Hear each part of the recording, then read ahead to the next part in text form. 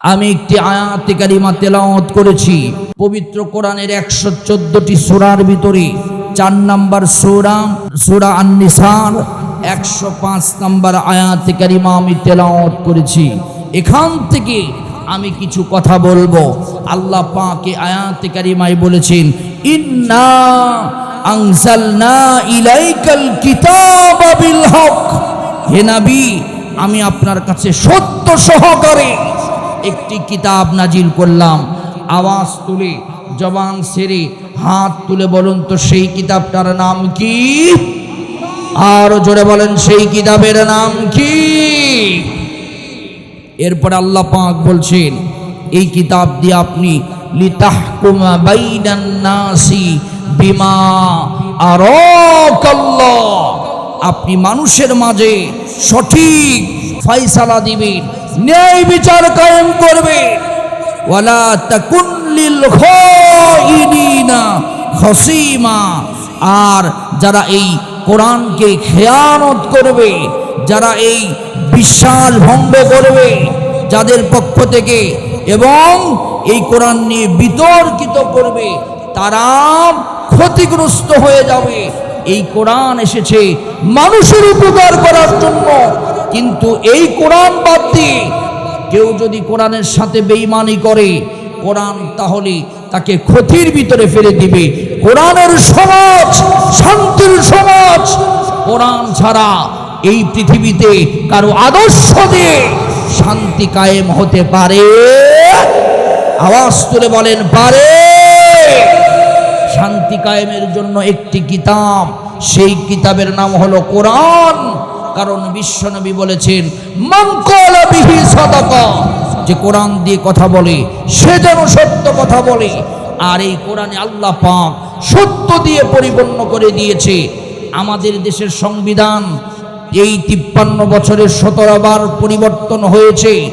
আমার ভাইয়েরাম, এই সংবিধানে কেউ ঢোকাচ্ছে নিজের প্রয়োজনে, আবার কেউ বের করছে নিজের প্রয়োজনে।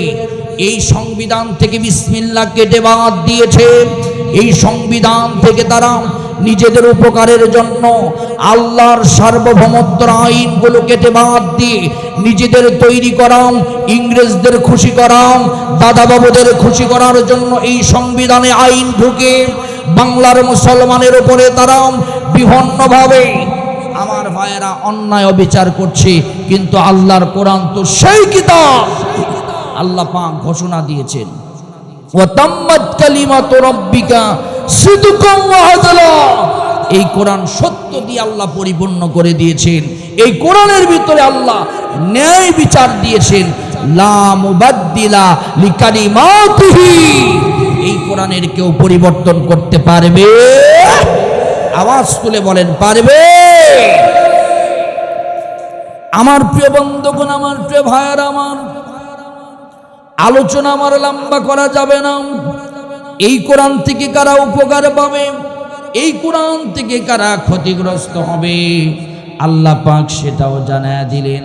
আল্লাহ রব্বুল আলামিন কোরআনে কারিমে সুন্দর করে জানায়া দিচ্ছেন, আল্লাহ পাক এই কোরআন থেকে কারা উপকার পাবে সেই কথা আমরা আল্লাহর কোরআনকে জিজ্ঞাসা করলে আল্লাহর কোরআন বলে, ওয়া নুনাজ্জিলু মিনাল কুরআনি মা হুয়া শিফাউ ওয়া রাহমাতুল লিল মুমিনিন ওয়া লা ইয়াজিদুজ জালিমিনা ইল্লা খাসারা।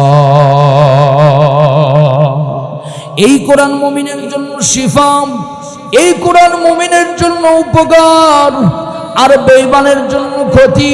মুমিন কোরআন পেয়ে সবচাইতে খুশি হবে মুমিন। কুল বিফাদলিল্লাহি ওয়া বিরহমাতিহি ফাবিযালিকা ফালইফরাহু হুয়া খায়রুম মিম্মা ইয়াজমাউন। এই কোরআন পেয়ে মুমিন সবচাইতে বেশি খুশি হবে। আমার আজকের আলোচনার বিষয়, একটা বিষয়কে কেন্দ্র করে আমি আজকে আলোচনা করব, ইসলামের বিচার ব্যবস্থা কেমন হবে, ইসলাম যদি প্রতিষ্ঠিত হয়, আল্লাহর কোরআনের আইন দিয়ে যদি সমাজ পরিচালিত হয়, রাষ্ট্র যদি পরিচালিত হয়, সেই রাষ্ট্রের ব্যবস্থা কেমন হবে? আর সেই রাষ্ট্রের বিচার ব্যবস্থা ন্যায় বিচার হবে না, অন্যায় বিচার হবে। সেই কথাটা বলার পূর্বে একজন মানুষের কথা আমাকে বলতে হবে। এই পৃথিবীতে ন্যায় বিচার কায়েম করে দিয়েছিলেন, তার নাম হলো হযরতে ওমর রাদিয়াল্লাহু তাআলা আনহু। ওমর ছিলেন পৃথিবীর ন্যায় বিচারকদের ভিতরে অন্যতম একজন ন্যায় বিচারক। আমার ভাইয়েরা, বিশ্বনবী ইন্তিকাল করে বিদায় নিলেন, খলিফা নির্বাচন হলেন হযরত আবু বকর রাদিয়াল্লাহু তাআলা আনহু। হযরত আবু বকর খলিফা নির্বাচিত হওয়ার পর প্রধান বিচারপতি নিয়োগ হলেন হযরত ওমর রাদিয়াল্লাহু তাআলা আনহু। আমার ভাইয়েরা, আমার প্রিয় বন্ধুগণ, হযরত ওমর বিচারপতি যেদিন থেকে নির্বাচিত হলেন, সেই দিন থেকে হযরত ওমর 1 বছর পর্যন্ত বিচার কার্য পরিচালনা করলেন, কিন্তু একটা বিচারও ওমরের দরবারে গেল না। হযরত ওমর রাদিয়াল্লাহু তাআলা একটা ইস্তফানামা লিখলেন, লিখে বললেন, এই ইস্তফা দিয়ে দিলাম। হযরতে আবু বকরের দরবারে যখন ইস্তফাটা জমা দিলেন, হযরতে আবু বকর বললেন, ওমর রে, কেন ইস্তফা জমা দাও? হযরতে ওমর বলছে, এই সমাজের ভিতরে আমি বিচারপতি নির্বাচিত হলাম, 1 বছর আমি বিচার কার্যে ঠিক মতো পরিচালনা করলাম, কিন্তু এই সমাজের ভিতরে একটা মানুষও আমার কাছে বিচার নেওয়ার জন্য গেল না। কি জন্য গেল না? কেন গেল না আমি জানতে চাই না। অযথা আমাকে এই সমাজের ভিতরে রাখার কি দরকার? বিচারপতি হিসাবে বেতন দিয়ে এই মুহূর্তে আবু বকর, আপনি আমাকে ইস্তফা দিয়ে দিলাম, আমাকে এই দায়িত্ব থেকে আপনি সরে দেন। হযরত আবু বকর বললেন, ওমর, তুমি কি জানো কি কারণে বিচার গেল না? কি কারণে এই সমাজের ভিতরে মানুষ অন্যায় অবিচার করে না, মারামারি করে না, কাটাকাটি করে না, হানাহানি করে না? তুমি কি জানো?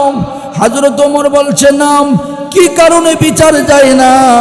হযরত ওমর বললেন, আমি আমার গবেষণা করেছি, আমি আমার গবেষণা করে দেখেছি 6টা কারণে এই সমাজের ভিতরে মানুষের বিচার করা লাগে না।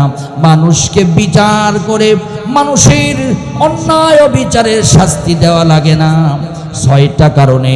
আমার ভাইয়েরা, ওমর কিন্তু কালামানিকের মতো বিচারপতি ছিলেন না, ওমর ছিলেন ন্যায় বিচারক।